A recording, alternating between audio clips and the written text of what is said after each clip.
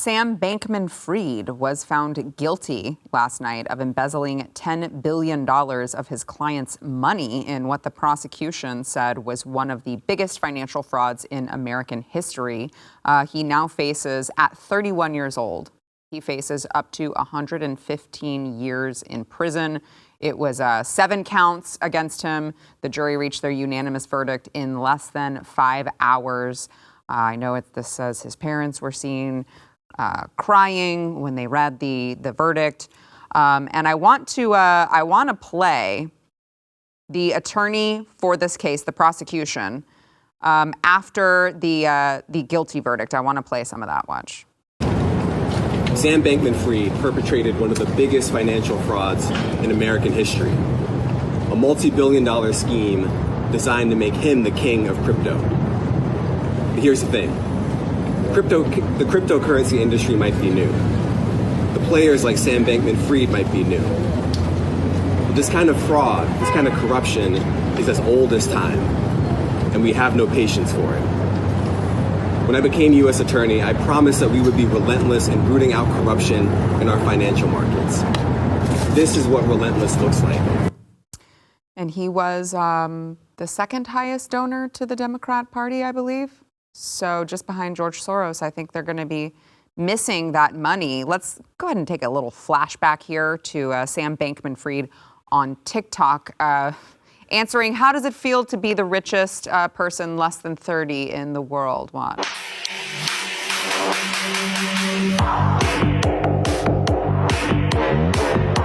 Pretty cool, I guess. How many shirts do you own? All the clothes I can fit in my backpack. What motivated you? The book, Doing Good Better. Get a copy mailed to you for free here. Doing Good Better. It doesn't sound like that's how he lived his life, and now he will face up to 115 years in prison. That's tough. Yes. Yeah, man. That's one way to put it. That's tough. Look, what I hope doesn't end up happening out of this, because, he's an absolute, fraud. And there was a lot of people that got in on it that don't seem to be punished, aren't going to be punished out of this, that have some decent names. Nonetheless, when I hear people and I get it. Not this whole crypto, what people call it, isn't for everybody, and I totally understand that. What I fear is that they're going to use this man in order to try to demonize essentially everything, whether it be with Bitcoin and stuff that's more, that's actually legitimate, doesn't have some kind of head honcho manipulating money or whatever and trying to enrich themselves off of other people's bread. That's one thing that I fear comes out of this, because the ignorant person looks at a situation like this and hears a guy talking about crypto and they're like, well, this is just what it is, right? Mm-hmm. And like to his point, it is new. And because it's new, this is people that don't know any better are going to unfortunately look at that and maybe think that the whole entire thing is a fraud, and people that participate in that as such. So we'll see what happens. Media's trying their hardest to make that happen, right? The Times had a headline. Of course, they were one of the people who were praising him when he was donating. Everybody to Democrats. was. They loved him, but they said, the collapse of Sam Bankman-Fried, which exposed, the entire crypto industry, and it's like, really? Did it? I mean, because it exposed that company that went bankrupt, but I don't know, Coinbase still seems to be doing quite okay, and a bunch of other companies are as well. And that doesn't even talk about the fact that crypto was never designed to have these gatekeepers. Yeah, exactly. It's supposed to be a trustless system. Right. So the exchange in and of itself is sort of antithetical to how it was created. Sam Bankman-Fried, though, it's an interesting character. I just finished the Michael Lewis book about him, Going Infinite, which came out a few weeks ago, and it's a pretty interesting read. In that, my impression going into it was 90% Bernie Madoff and 10% something else. And after reading it and kind of, reading some other stuff on him, it's underplayed how incompetent he was. It's sort of it's not that he didn't break rules, because he did, and he broke lots of laws, and he did all sorts of things he shouldn't have done, and he should be going to prison. That being said, he also had no idea what he was doing. He was a smart guy, but a very weird guy. A guy who got into crypto having almost no knowledge about it. He was a trader at another firm that had nothing to do with crypto, but just thought, okay, well, there's these big spreads in these markets all over the world. I can take advantage of that. Knew nothing about crypto. Intentionally didn't hire crypto people throughout the building of his exchange. At one point, and sometimes I like stories like this, but at one point, FTX was the second biggest crypto exchange in the world.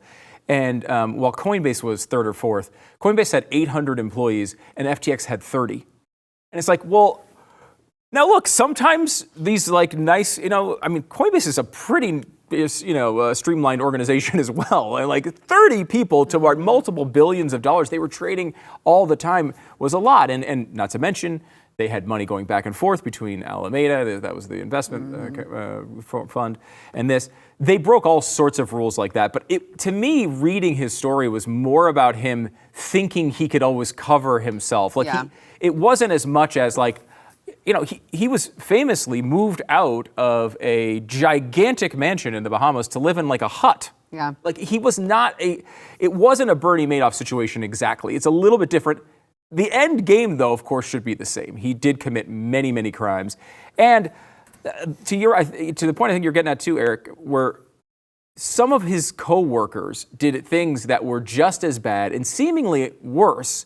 And because they testified against him, they get minor penalties and he's going to get this major one. Now, he deserves the major one, but they probably do too. The same thing happened with Enron. Andrew Fastow did almost all the damage, with a bunch of these laws. He's out. He got out of prison. He didn't have the penalties that Skilling did or Ken Lay did. So I just think that like this happens over and over again. Our justice system says, hey, you second and third in charge, the people that no one knows their names, that you might have committed all those crimes. If you just testify against the guy everybody knows, we'll let you off. And I don't think that's a weird function of our justice system. I'm not saying he doesn't deserve the time in prison that he faces, because that's horrible what he did with other people's money.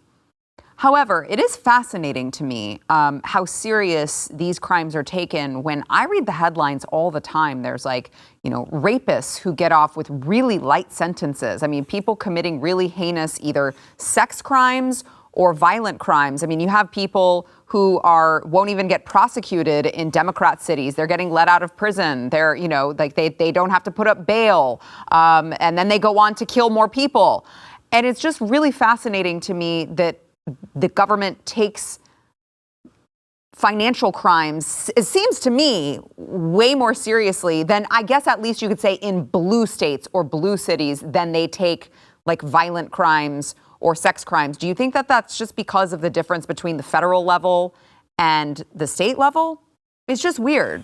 It's hard to say. Or maybe you disagree with the premise. I don't know. No, but it just seems to be a pattern to me. No, I think once you definitely start dealing with that kind of money, they'll try to bring the hammer down. I just think they're more selective in who they pick and choose.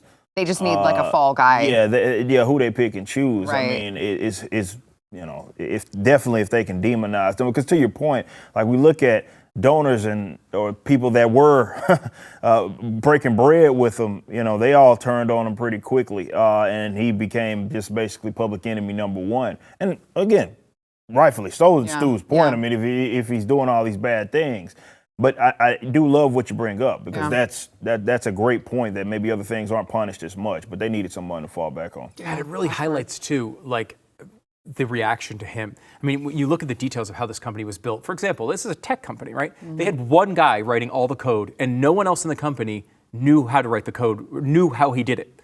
So, think of this as a company structure. It's insanity. What if this guy gets hit by a bus? They would have had no idea. Right. There's stuff like that all the time. And from an outside perspective, you're watching a Larry David commercial. You're like, oh, you choose FTX, or I'll choose, instead of Coinbase. Who cares? But business reporters were fawning over this guy. Anybody who looked into him at all would have realized not necessarily that he was committing crimes, but that he was not some brilliant business person who had a real plan here. And they were constantly fooled or at least they allowed themselves to be fooled, right? They wanted the story to be true. They love the guy who's playing video games while he's on conference calls, and he's all disheveled, his crazy hair, and he's giving all this money to Democrats. He must be a good guy. When in reality, if they looked at all, if they had any critical thinking at all, they would have caught this much, much earlier, and a lot of people would have been saved from losing their life savings. Yeah, you're absolutely right. If you like that clip, there is plenty more where that came from. Click the link in the description below to subscribe to the News and Why It Matters YouTube channel to watch the full episode.